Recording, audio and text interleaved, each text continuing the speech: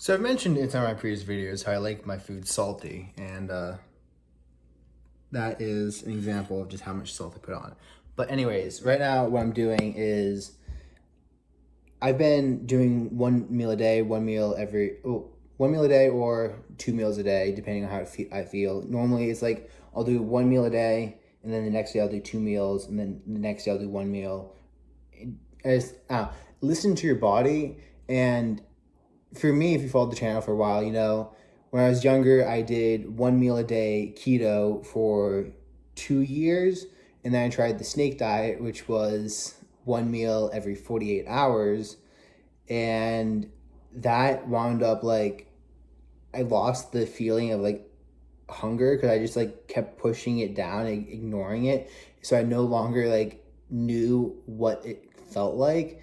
And one day in my 201H honors literature class at Amherst, I was just turning to one of my friends. I was like, dude, I haven't eaten in 3 days. He's like, are you okay? I'm like, no, I'm fine. I forgot to eat for 3 days. He's like, how does that happen? I'm like, it does. But anyways, ever since that, I kind of like been against one meal a day, and I was like, it's bad. It like you lose focus on like you lose the ability to listen to your body. So then for the past while, I've been just eating and listening to my body. I say listening to my body because what is listening to your body? Is it listening to whatever cue or signal shouting loudest in your head, telling you to go get a bag of chips or eat like chocolate? Or is it like listening to how good you feel over time? So one thing I noticed is like when I spike my blood sugar and I don't like limit my meals and I'll do snacking. My snacking is literally apples. I love apples, Cosmic Crisps, Pink Ladies, honeybees. I don't know. Love apples, eat a ton of them. But what I would notice is like after I ate it, my like blood sugar, my glucose would spike, and then I feel like not hungry, but like low dopamine afterwards. And then I have another apple that eat something else.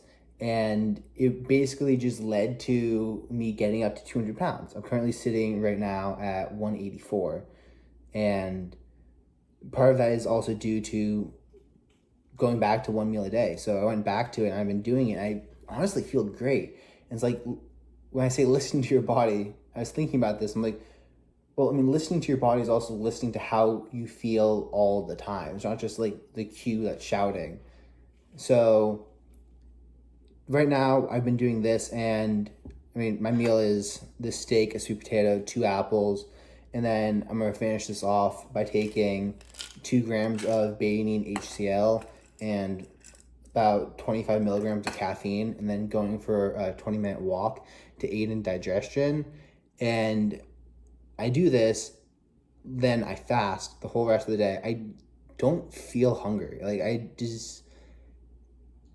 I won't feel hungry for the rest of the day. I'll feel a little hungry the next day, but based on just how good I've been feeling doing this the past 2 weeks, I'm like, I don't know. I think it's overrated, knowing the cue for hunger, but uh, I don't know. I feel great fasted. I love this. I completely forgot why I fell in love with doing this in the first place.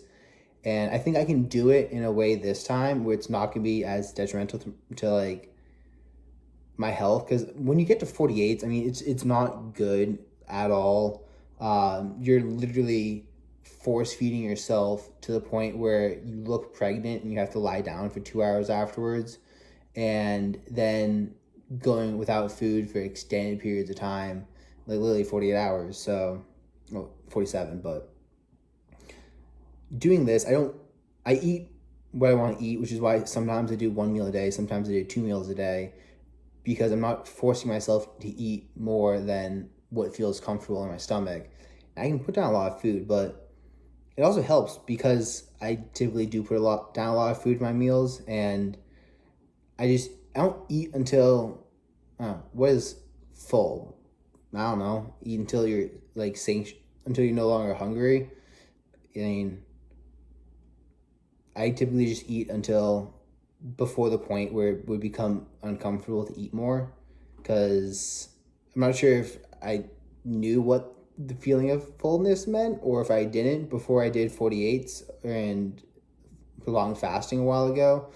But I don't know, I have trouble really like, where is full? I mean, if I really felt like it and I didn't stop eating when it was became uncomfortable, I mean, I'd be able to put away this watermelon too. I mean, I have put away ungodly amounts of food before, and I did literally, I thought about competitive eating, but the only reason why I don't do it is because the fillers, preservatives, and other crap they put in the food. Oh, there, now it's on the screen. The other crap they put on food that I just don't want in my body. I don't want to eat hot dogs. I don't want to eat like, I don't know, most of the crap out there. Like, it's not healthy. So, but yeah, I mean, I probably could beat, or I could hold my own against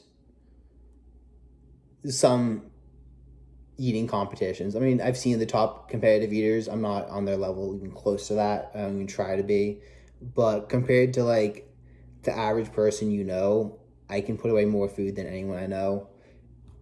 Everyone who knows me says I put away more food than anyone else they know. So that's like 1,000 people right there.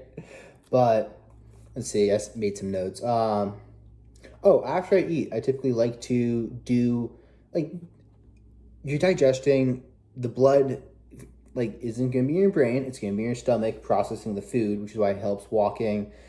I typically do like organizational work or like menial tasks that I have to do. If it involves me moving around, the better. But like, I wouldn't schedule any like hard thinking tasks to do right after you put away a huge meal. I also wouldn't recommend eating it close to bed. I don't sleep well when I eat a big meal close to bed. I also start off my meals first with fats and proteins, so the steak, and then I'm going to go to the apples afterwards. And I find that limits my blood glucose spike, I think it is, which just helps me feel more level and less like sugar cracked out. And I mean, for some people, you won't know what I mean when I say sugar cracked out, because you need to eat healthy for a while and like low sugar. And then when you add sugar back into your diet, you're like, holy shit, this is a drug. Overeating and then, yeah. So that is what I've been doing. That's what I've been feeling good doing. If you have any questions about this, leave them down below. One more thing, chew your food well. Really chew it for longer than you think you should chew it for, because chewing is your first part of digestion. So the better you chew it, the faster you'll digest it, and the quicker you'll get the energy, your brain function, and your thoughts will be a little quicker the better you chew. Also, work out before you eat. I personally work out before I eat the meal, or 2 to 3 hours afterwards, because I want to give my body time to digest, so I'm not working out with a completely bloated stomach or a full stomach. I also try to pay attention to the taste, the textures of the food while I'm eating it, and not just like shove it down my mouth as quickly as I possibly can, so that I get more enjoyment from it. And I also like get to experience it, because it just helps create a healthier relationship to food than trying to shove as much as you possibly can, as quickly as you can, while not chewing it, which then leads to you having a little bit of brain fog and feeling a little like really full for a while. And then you're like, well, I feel completely stuffed. I'm not going to eat for like 2 days now or something, because I just feel so big. I mean, eating slow, eating properly, chewing your food helps a lot better relationship with food. Yeah, peace out.